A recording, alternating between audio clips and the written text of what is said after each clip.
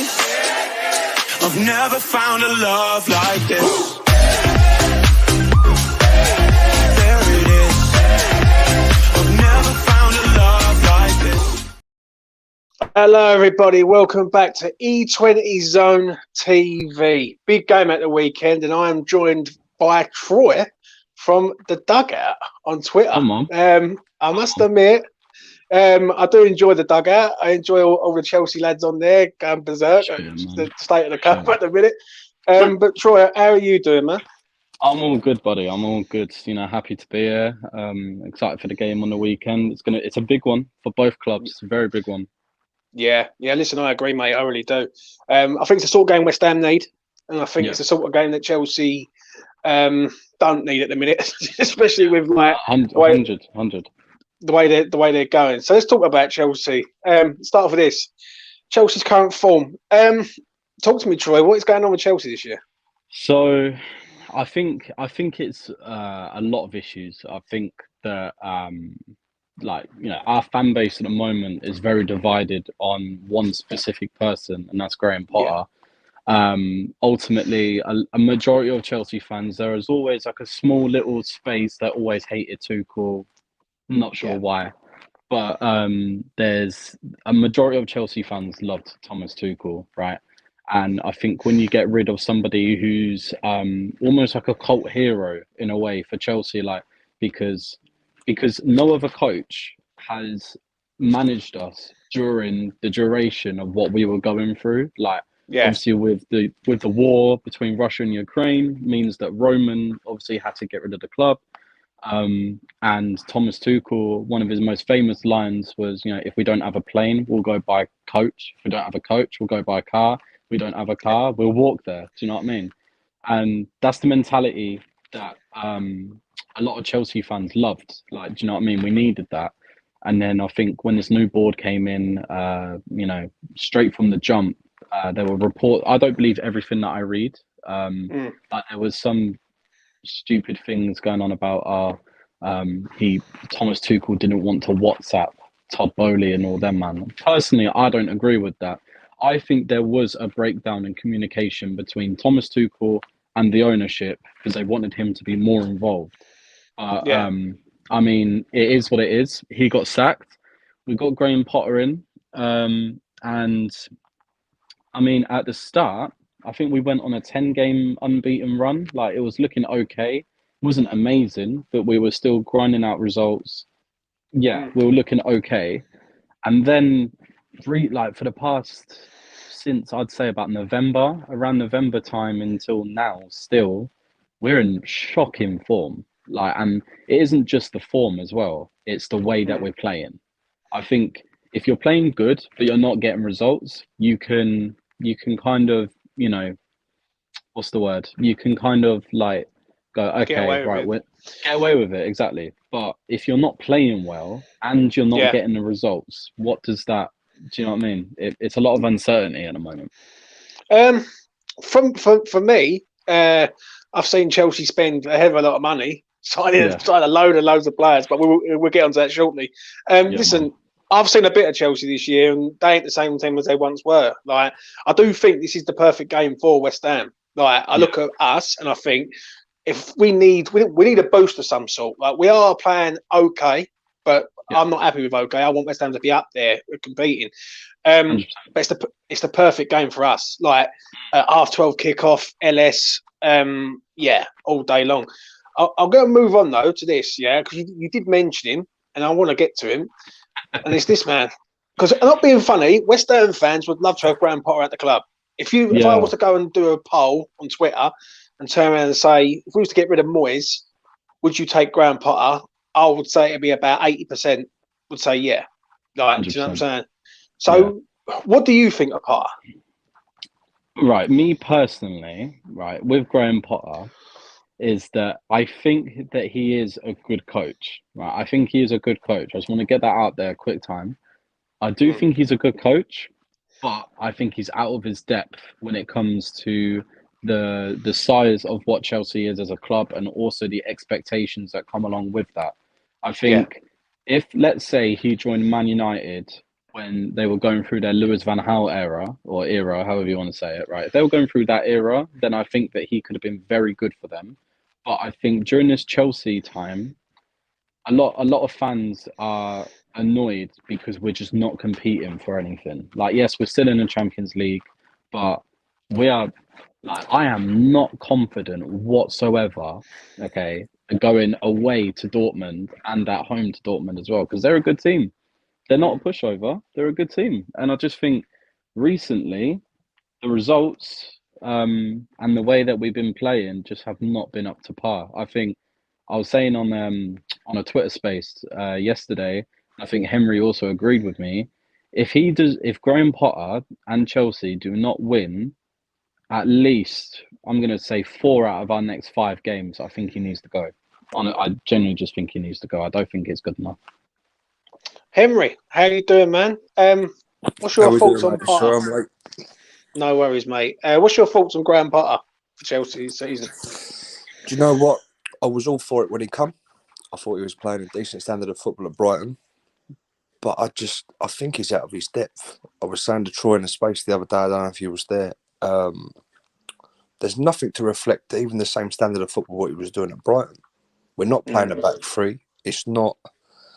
Nothing's fluid, nothing's flowing. The experimental game, what me and Troy was talking about yesterday, I thought experimenting was with different players, maybe a different tactic. But we're pushing Mason Mount and Gallagher out to the wings, and we've got no one attacking the box. I don't know really what's going on with him. And like Troy just said, I think personally, I don't give him to the end of February, considering the next 5 games is yourselves and Dortmund. If we lose at the weekend, which is a bit of a rivalry in London, you know, and then all of a sudden we go to Dortmund and lose 2 or 3-0, are the board going to be happy with that? Southampton, isn't it? Southampton. We've got Southampton. No, I think it's Leeds, Spurs, and Southampton. Well, yeah. Leeds have just beaten United now 1-0. First minute they just scored. Southampton relegation battle, bottom of the table. Tottenham ain't playing the best of football. Yeah. You know, so I can't see it lasting. I'd like to be wrong, but I can't see it myself.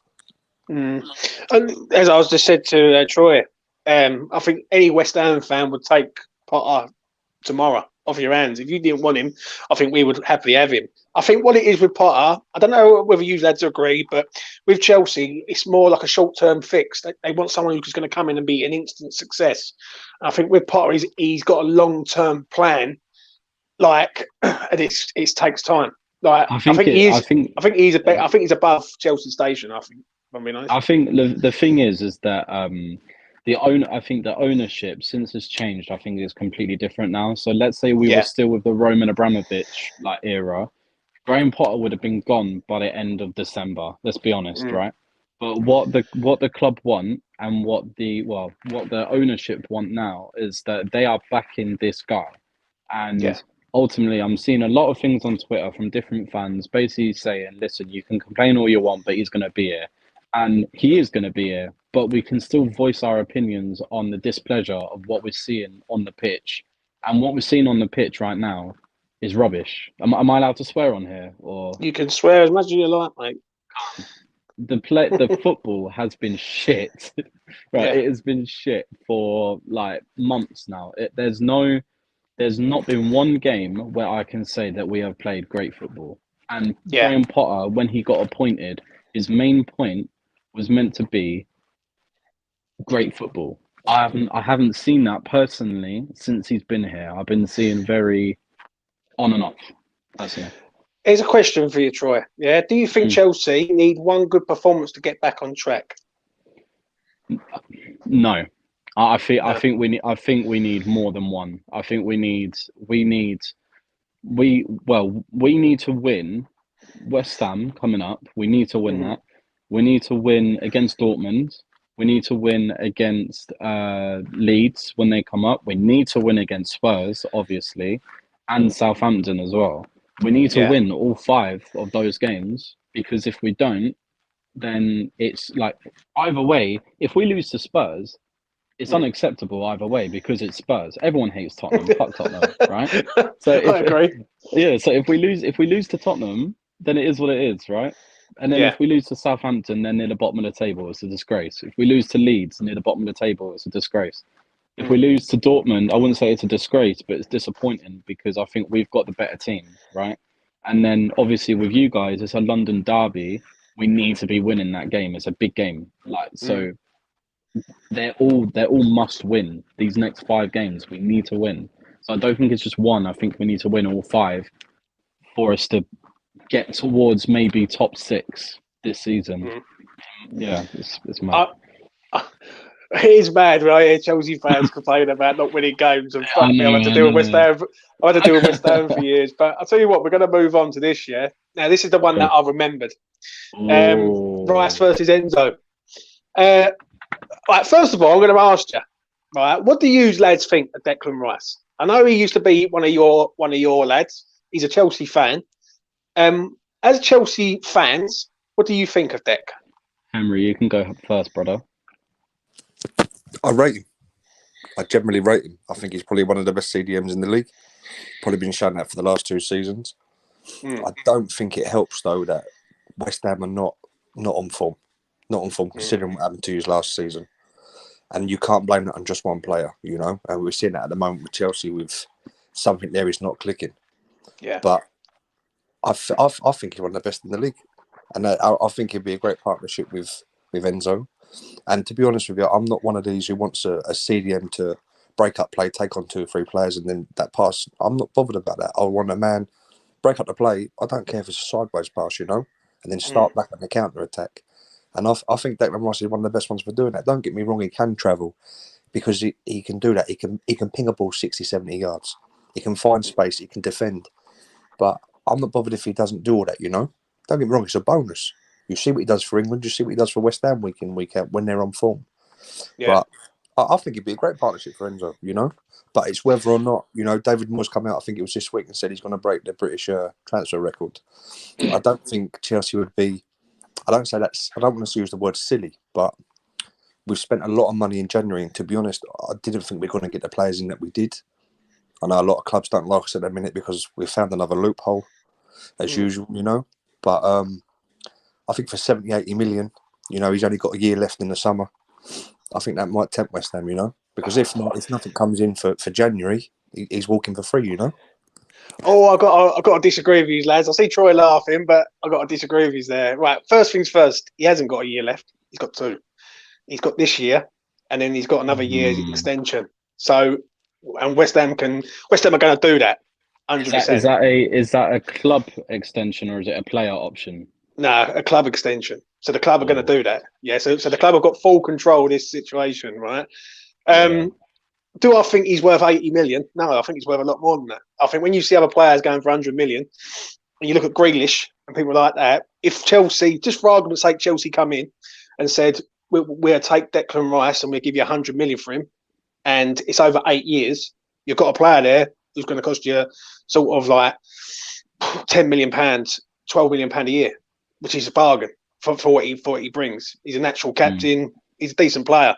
He ain't just a decent player. He's a fucking good player. When he's on form, Deck, and I can say this as a West Ham fan, this season he hasn't been vintage Declan Rice, but he's still been fucking good. Do you know what I mean? If he's in a team that are flying, then he's flying. Do you know what I'm saying? Something Henry said before I let you come in, Troy. Yeah, he said about if he just plays as a natural DM. I do believe if he plays as a natural DM, right, he's the best. I think what he does, and that's not me being West Ham biased. That's just seeing it how it is. I just think he's quality in what he does. Like he patrols that. The way he tackles in the modern game is phenomenal, really good. And he very rarely gets booked. You never see him get sent off for silly tackles or anything like that. So, listen, if someone's going to come in, they're going to have to pay a lot of dough for him. It's pretty like that. And West Ham are in no hurry to get rid of him. Well, I think he will go this summer. It does hurt me to say it, but I think he will go because I think the time is coming with him to go. Do you know what I'm saying? But wherever he does go, I wish him all the best. But West Ham's going to need paying for him and a lot of money. Do you know what I mean? What are you saying, Troy? So I think Rice with Enzo would be the perfect pivot.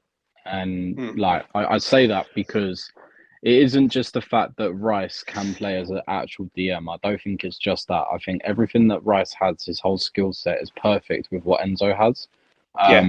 For instance, when you've got Rice, who is a good tackler, good interceptor, good with the ball, doesn't lose the ball often. Like even when people are pressuring him, he's very good under the press. And he's good. His mobility, I think, is a big thing as well. Because the mobility that he has with the ball and without the ball is very crucial to when counter attacks happen. Because I think with Chelsea's pivots, what we've had, right, is that we've had, let's say, it's a Kovacic and a Jorginho pivot, right? What it was, obviously, Jorginho's now gone Arsenal. Fuck him. But then we've got with Jorginho is that he was very slow. And his mobility was a massive issue, right? He's getting outpaced by the referees. Like, you don't want that. So when you've got Declan Rice, is that when the counter attacks happen, you've got somebody there who is very good at getting that ball back with the pace and is able to dish it out to the right people rather than just going backwards and sideways all the time. He's very good at the forward pass, good at breaking the lines with the pass. He's lit with Enzo in that midfield pivot. It would be perfect, and I think that would be Chelsea's starting midfield, sorted for the next 10 years. Genuinely, I think it'll be sorted for the next 10 years. Obviously, if both of them wanted to stay and all that, but well, with our contracts that we're handing out, looks like they're going to be staying for 10 years or so. Jesus Christ! But I agree. I agree, man. I agree. What do you think on the weekend in regards to these two? Because don't get me wrong, I've only seen Enzo play one game for you lads, and that was against Fulham. I thought he looked alright as he goes. I must admit, pretty decent on the ball. During the week, he come out and said that he's modelled his game on Declan Rice. So, how'd you see that going at the weekend, Emery? Do you know what? We was talking about this yesterday. That was false information. What obviously I can imagine a lot of West Ham journos will come out of it. Sometimes a lot of rubbish spread about, and there's a main account for Chelsea tweeted that video out and actually found the full interview, and basically that interview was regarding about games in the World Cup. It would be quite challenging against Argentina, and who can play well midfield, and it was actually Declan Rice. I think it was Alvarez from Mexico, and there was someone else who got mentioned. So that was false information what got tweeted out. But as you know, some of these accounts share all that. But I was saying to Troy yesterday, I think if we don't find a partner for him in the summer, he's going to be another Kovacic. He's going to be burnt out because what I see of him in Fulham, he's trying to do everything because we haven't got a player capable to play with him. So I think that is the biggest thing in the summer. That and a striker. I don't say about a goalkeeper because we need another one. Kepa, for some reason, he's kicked on a form. Eduardo Mendy, I don't know what's happened with him there. We've got the new American who's coming, Selena. I think alone, or if not, I even said chucking him straight in the deep end for next season. We've got a solid back four with Levi Colwell coming back as well. Fafana coming back from injury. Ian Matson from Burnley. So I think our defence will be all right for next season, But midfield, we need to find one or two players, whether it's Zakaria, we buy him off of his loan. Whether we bring in Declan Rice, if we're going for him, whether it's Kone, Lavia from Southampton, Onana from Everton. But we need to find someone for him, because if not, I think he's going to be burnt out. Yeah, just to hop on that as well, I think there's not another midfielder in the world right now that I would take with Enzo in a pivot that's somewhat available than Declan Rice. I think there's no. I think Romeo Lavia for Southampton is too young. I don't think Declan Rice is not a finished product yet, but he's miles ahead of what Lavia is right now, and he isn't much older. I had to laugh just to cut in there. I had to laugh earlier. I was on Twitter, and one of your Chelsea fans, OnlyFans Bird, I can't remember a fucking name, turned around and compared Lavia to Declan Rice, and I fucking pissed myself nearly. I was like, what is going on here? Like, listen, I'm going to be honest with you. I've jumped on your spaces and I've spoke to you lads, and you lads are decent lads, I must admit. And I have heard some shit about people who would not touch Declan Rice for some reason. And I just don't understand why. As a West Ham fan, I can't speak for every West Ham fan. I can't speak for my chat, but I can speak for myself. Yeah.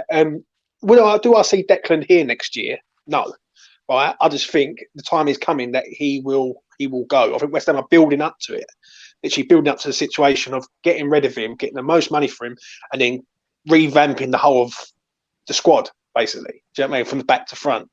And then when I see people comparing Declan Rice to this the Southampton player, I'm thinking to myself, what the fuck am I seeing? Do you know what I'm saying?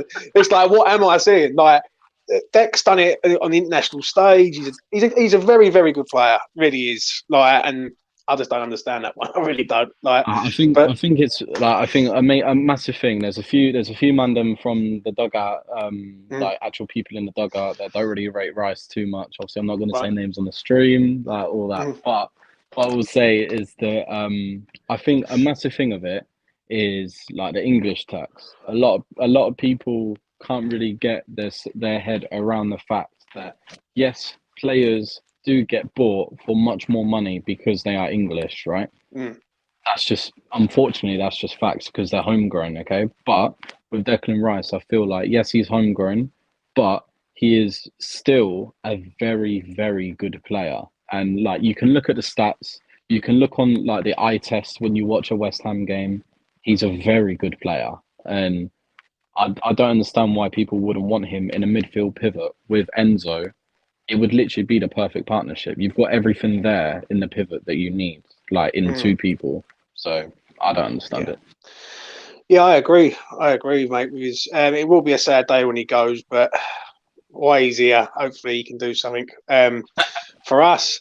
Lads, what's your thoughts on West Ham this season? Henry. This season? Yeah. To be honest with you, this season's been a complete write-off, even from a Chelsea perspective. There's teams who are playing amazing football, who are playing really well, like Newcastle with Eddie Howe. You know, you've had Frank Lampard at Everton. I don't know what went on there. They brought in Sean Dyche and they beat the top of the league. I never thought that was going to happen. You had Spurs not last night, I think it was, 3 nights ago now? 1-0 against Man City. They seem to be, I don't know what's gone on there, you know. They brought in Haaland and for some reason the football's not the same. They're not playing nothing fluid.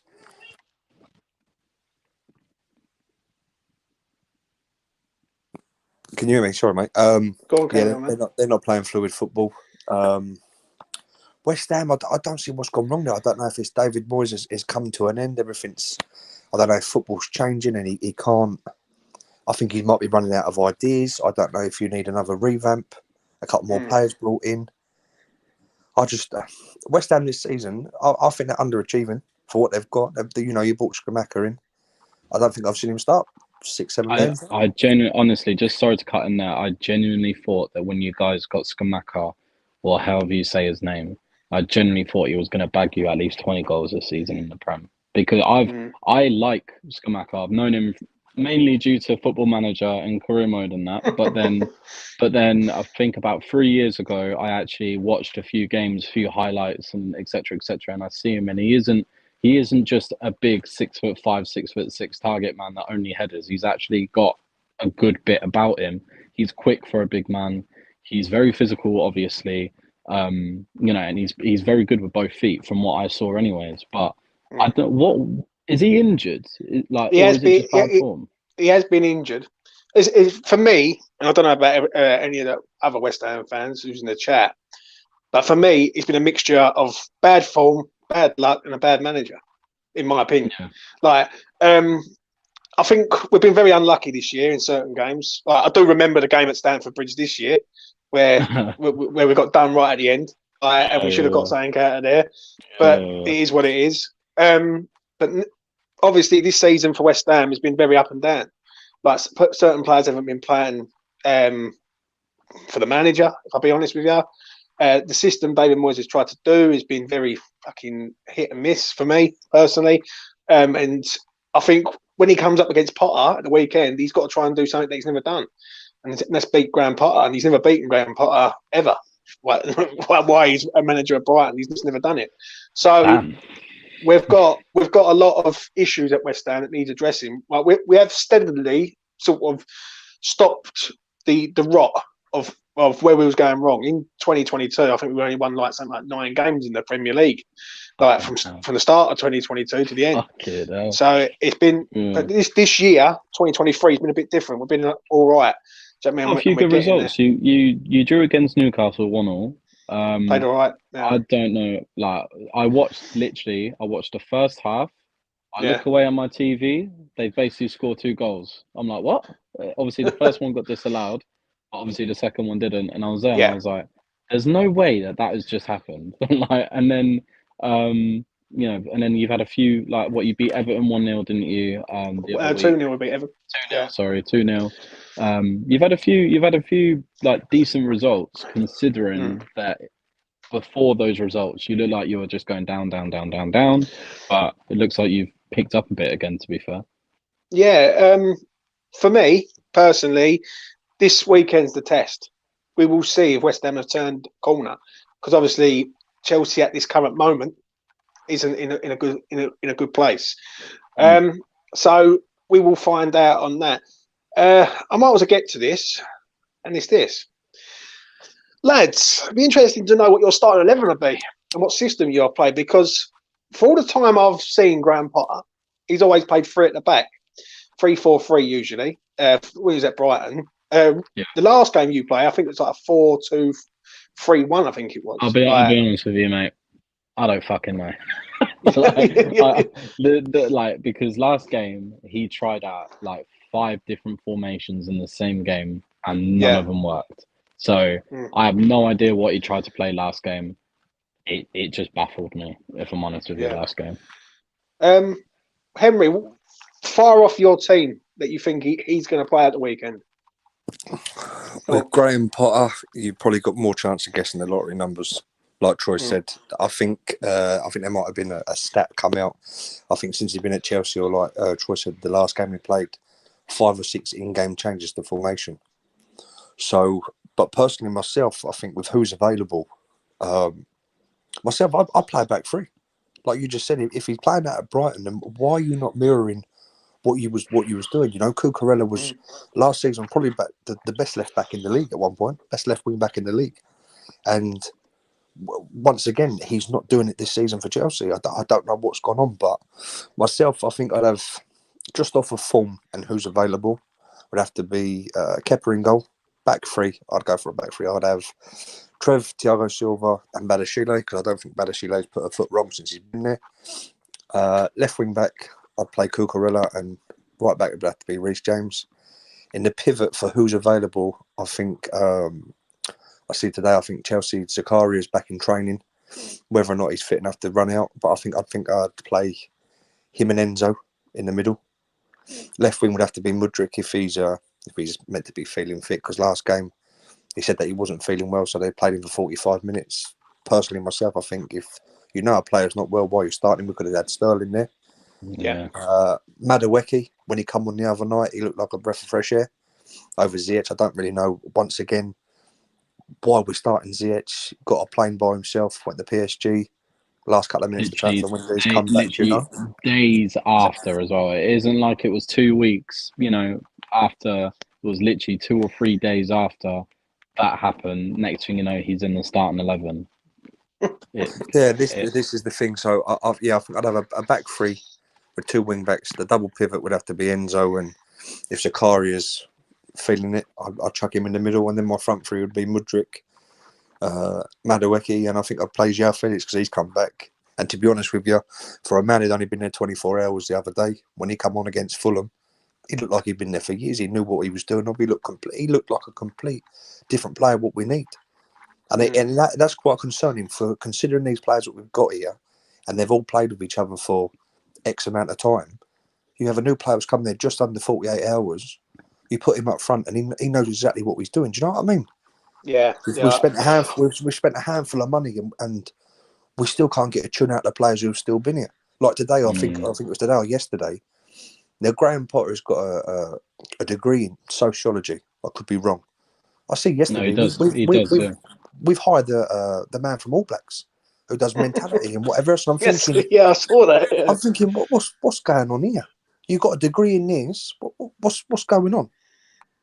But Yeah. but like Troy was saying, back to the conversation at the beginning, I think if we don't get this result on Saturday and we go to Dortmund, I can't see Don Bowley keeping him. I can't. I just, for a man who spent X amount of money bringing his players in, and not just average players, that Madueke, only young, looks the part. Mudryk meant to be a future Ballon d'Or winner. João Felix on loan, all right, silly red card against Fulham. Enzo Fernandez for 108 million, 106 million, world class, World Cup winner. Badashile 35 million because of our recruitment team we got now. Surely we got to start getting games. We got to start getting 3 points. Top 6 is still on for us. At least top 6. I don't say top 4 because there's a lot what comes into play with that. If other teams playing well and dropping points, but we got to be pushing for that top 6. You know? Yeah. I hear you, mate. Listen, I hear what you're saying. Like for me, as a West Ham fan, I think we're going to probably set up 3 at the back, 3-4-3. We're going to set up really, or 5-3-2. 3 centre halves will probably be Ben Johnson, Obonna, and Aguerd. If Aguerd turns up, then I can see him being a rock for us against Very, very good player. Yeah. Very good player. I see that last minute challenge the other night. He looks all right, to be fair. He's the real deal for us, mate. He's the captain. He's the future captain. When Declan goes, he's the one that I personally would want. I don't think there's anyone in the team who's like him. I think he's a top class player, and we're nabbed him from Rennes for 30 million. What happened to the PSG boy you bought in? Kehrer? Yeah, Kehrer. He looked all right, first of all. I don't know what's happened to him. He's very hit and miss, mate. Very, very hit and miss. He's injured now. He got injured at Newcastle, so he won't be playing. So it'll be Ben Johnson, Bonner, Aguerd. Right wing back will be Kafal. Left wing back will be one of your ex players, Emerson, who I must admit is doing all right for us. I've got to be honest. Some fans were very hit and miss with him, but I think he's done all right since he's come into his system. He's been a good player for us. In the middle, it would be Declan and it'd be Paqueta, and then it'd be like a 3-man attack of probably Bowen, Ben Rama, and either Antonio or Scamacca. If Scamacca's fit, he starts. In my opinion, if he's not fit, he's on the bench. Then it is Antonio, which would be a good battle. But every time Antonio's gone up against Silva's scored him. That's the only problem. Whereas, you need to sort of pull Silva away from the defence. I think Chalabar's decent. I think who's the other defender you got from Monaco? Chile. He's just fucking very impressive. Do you know what I'm saying? So I think out of them all, Silva, because he's the oldest, you got to attack him, in my opinion. And the other ones are sort of very decent. Do you know what I'm saying? So it's going to be interesting to see how we line up. But lads, might as well get to it. Give us your predictions for Saturday. I'll go first this time. I'd say. See, it's very difficult because I'm not gonna lie. I can see either team winning. I don't think it's going to be a draw. I think that a team is going to take all 3 points. I don't see a battering from either team. I think it's going to be a very cagey, close game for all of it. There's not going to be a 15-minute period where one team is dominating. It's literally going to be cagey as shit, right? Obviously, me being a Chelsea guy, I'm gonna say a 2-0 win for Chelsea, but I could easily see it flipped around for West Ham, where it's 2-0 West Ham.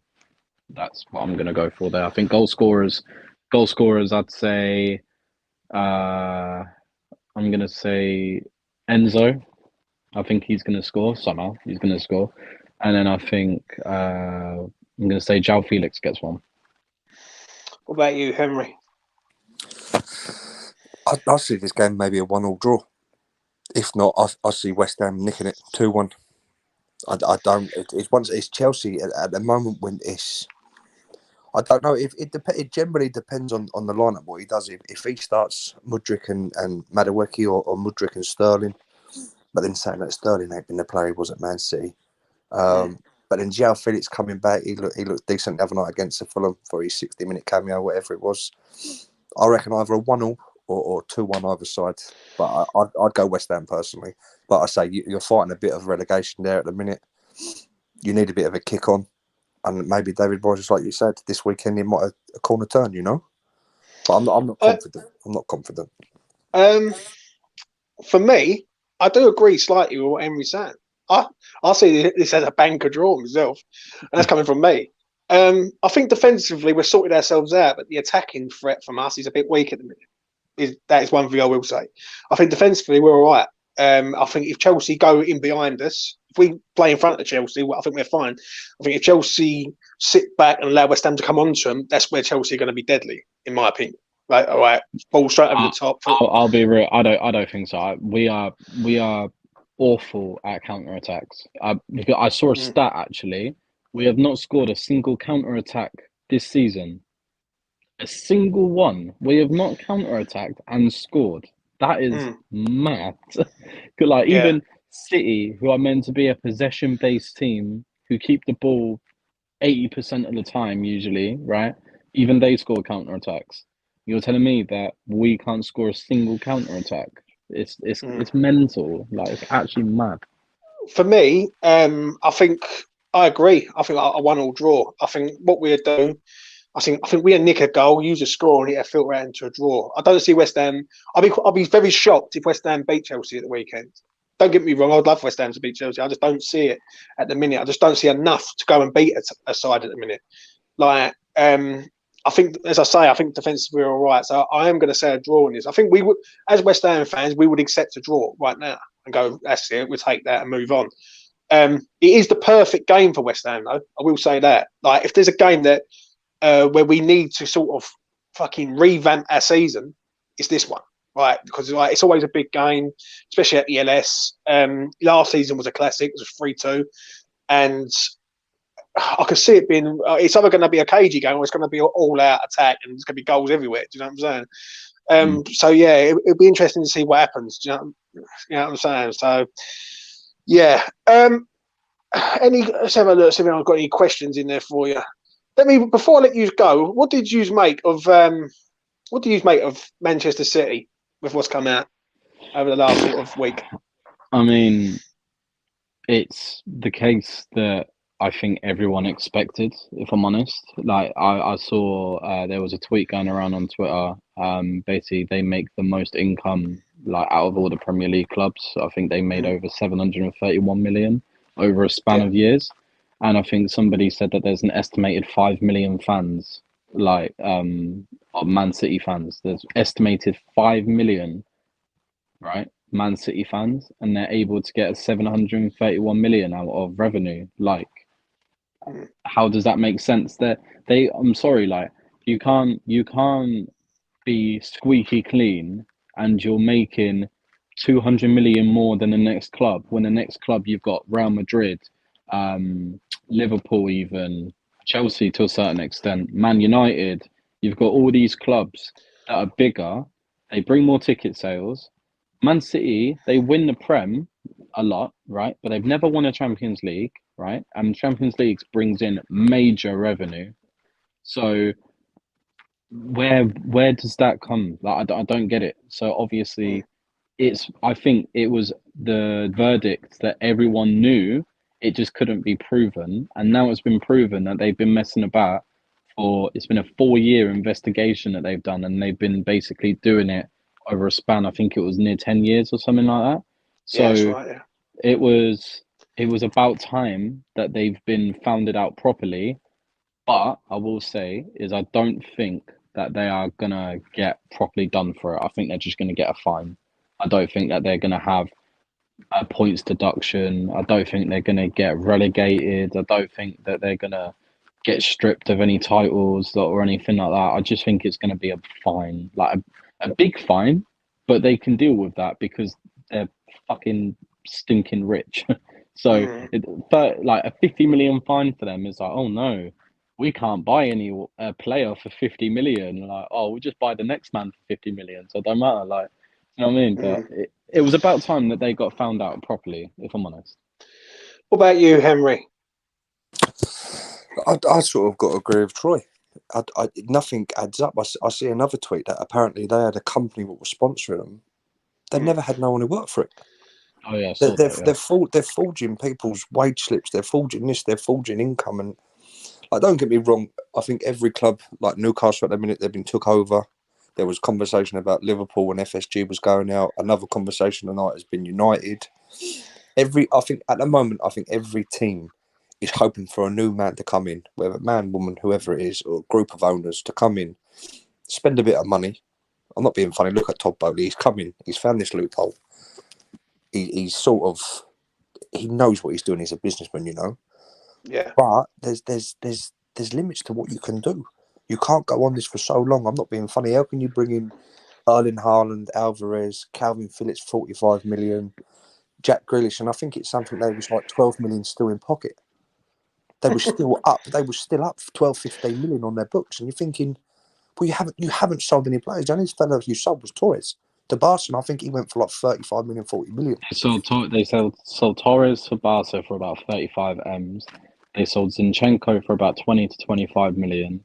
They sold Jesus for 50, and they sold Sterling for about 50 as well. But considering that who they've bought in, it still doesn't add up at all. Like, Don't get me wrong, it's coming quite rich from us in it though. We can't talk the amount of money we've just spent these last two windows. Yeah, don't get me wrong. I'm not having a go at City for spending money. Like, that's literally what Chelsea. Let's be honest, lads. That's basically what Chelsea are known for splashing peas and ruining football. That's what we're known for. But ultimately, what it is with Chelsea, just to say this, is come the end of the season, a lot of them players that are lurking around the team, like your Mounts, your Gallaghers, your Rufus Loftus-Cheeks, things like that, won't be there, in my opinion. Like, they will be gone. Like, and if you nick, say, 35 million a man, like that's 105 million. You know, for 3 players. So for one player that you're getting rid of, like, Chelsea have got a lot of players on their sort of roster of like fucking players, basically.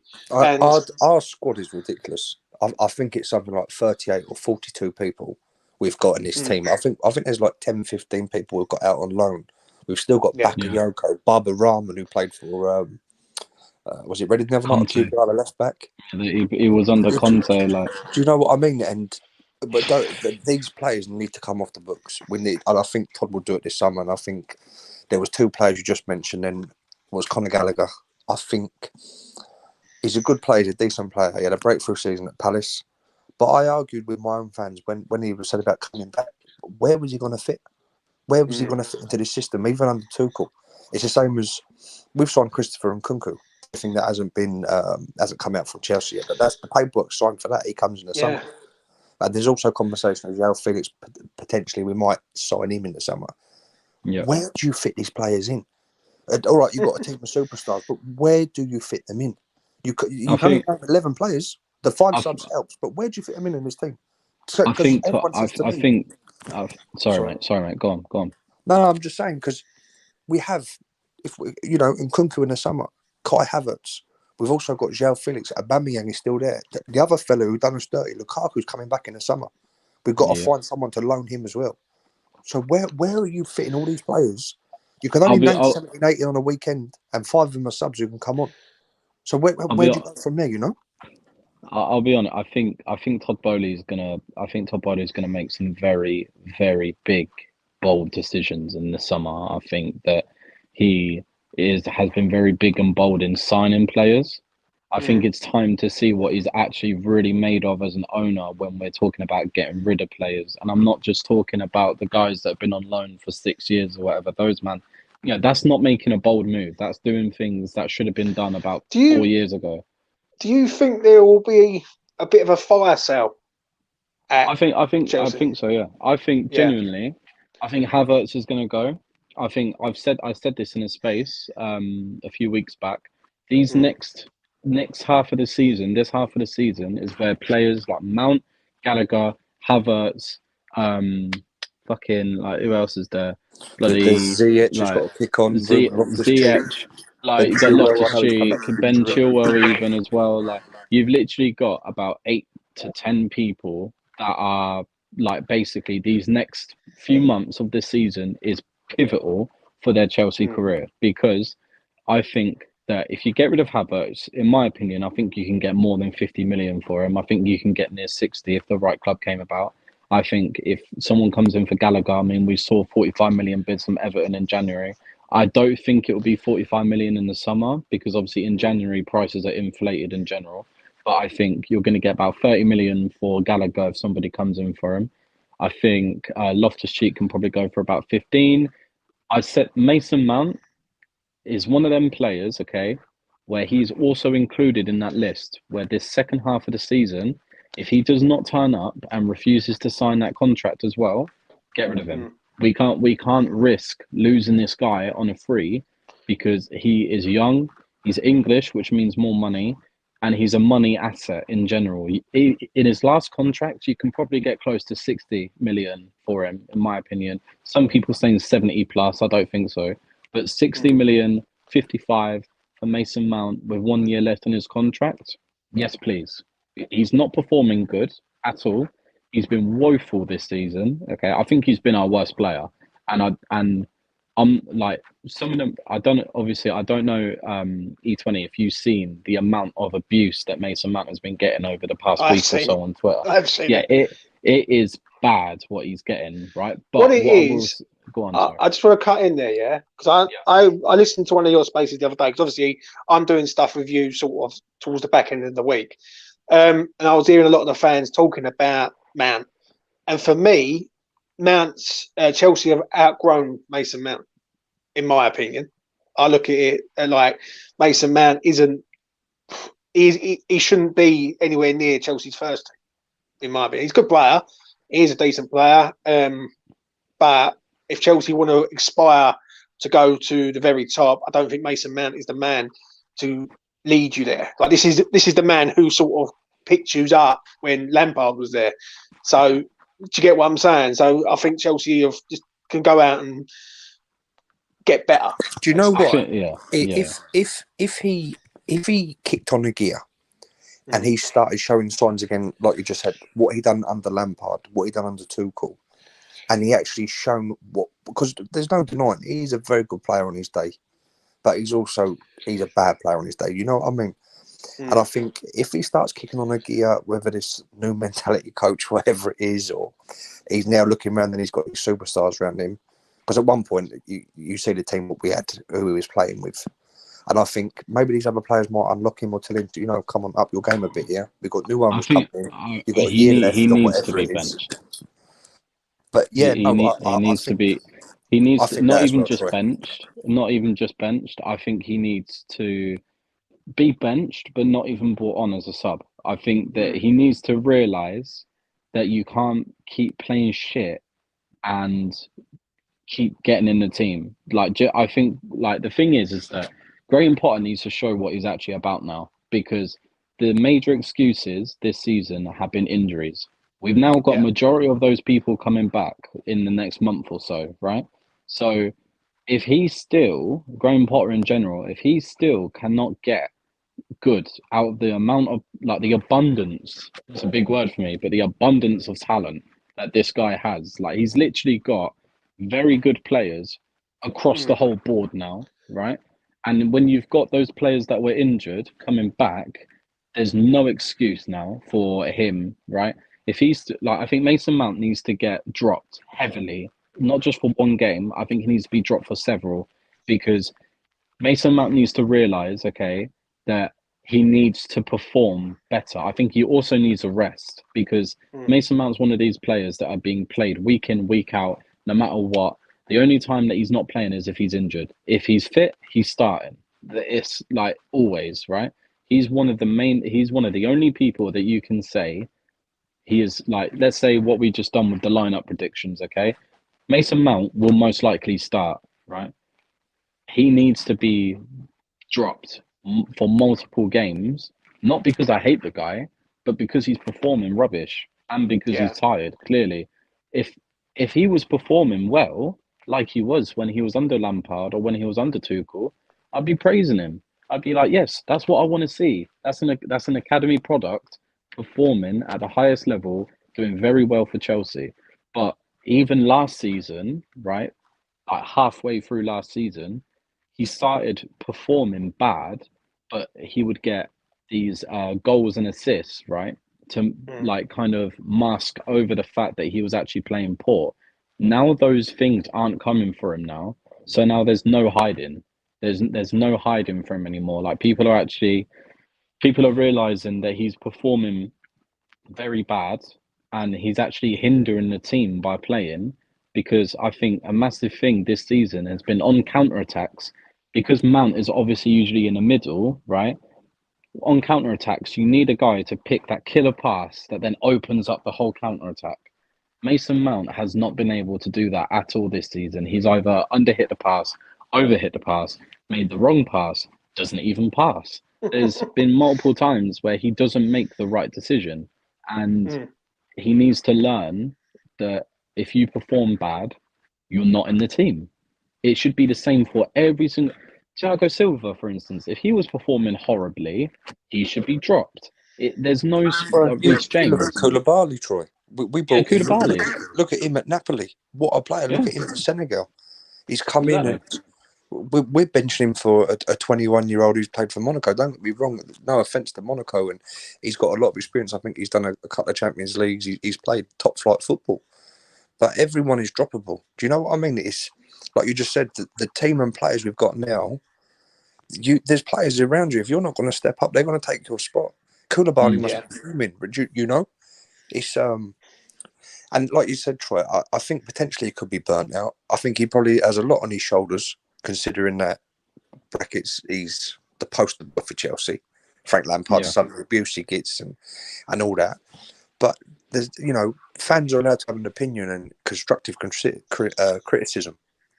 So we're allowed to say, you know, there's probably games where you've talked about Antonio. There's probably games about Paqueta, Ogbonna, Fabianski. There's probably, you know, you think to yourself, oh, yeah, I think the old boy's burnt out a bit. He's doing too much. And because he's one of the main characters at Chelsea, because he's been there for so long, and he come out and said himself. I think it's a sentimental thing. What it is, it's very sentimental. Like, for me, personally, I look at players at West Ham, and I'll use the West Ham side of things. I look at players like Antonio's been here a long time. He's been a very good servant to West Ham, but fans get too sentimental with players and don't move players on enough. And I do agree. Sometimes when they do come through, you give them benefit of the doubt because they're one of your own, basically. So, yeah, it's just one of them. But, lads, it's been a pleasure anyway. And absolute pleasure, pal. Henry, thank you very much for coming on, mate. I really do appreciate it. No, not a problem, mate. Hope to see you Saturday. I don't know if any of your fans want to jump on as well for our little thing we do on Twitter, you know. Yeah, but, that's all right, mate. No problem. I don't want to start promoting things outside, you know. That's all right, man. No worries. If you're free for Saturday, more than welcome to come on. I think probably going live about 11:30, something like that. Have a bit of a chat. But no, thanks for having me on. No worries, Henry. Troy, thank you very much for coming on, mate. I really do appreciate it. Of course, man. It's been a pleasure, man. Obviously, next time that we play, I hope we do this again. And it's been enjoyable. No worries at all. Let's wrap this up. Please do subscribe to the channel, and please do like the video. It goes a long way. Please go follow the lads over at the Dugout on Twitter. I must admit, as a West Ham fan, listening to Chelsea sort of going into one, it is quite funny sometimes. But I must admit, they do have some good discussions about different things. They do have other fans on speaking about their clubs also. So it ain't just all about one club. They speak about different clubs and different mentalities and different opinions, basically. So yeah, listen, go and follow them, give them a follow, help the lads out. It goes a long way. I will be back tomorrow to do something on this channel. We'll be doing a preview with all the West Ham lads and talking about how we're going to get something against Chelsea at the weekend. It's going to be tough. Don't get me wrong. They spent £300+ million in the January window, and we've bought Danny Ings. So it's going to be interesting to see how we turn up on Saturday. But you know what? Before I wrap this up, it's going to be a game that West Ham need. It's a game that we need, and it's a game that Chelsea I don't think need at the minute, like a London derby, and especially the way that they're not at the minute. Do you know what I'm saying? But let's hope they don't get at the weekend against us. That's all I'll say. But yeah, thanks a lot, lads. I really do appreciate it. As I say, as I say, smash a like on the video, subscribe to the channel if you're new, and take care. Peace. In a bit. Peace. There it is. I've never found a love like this.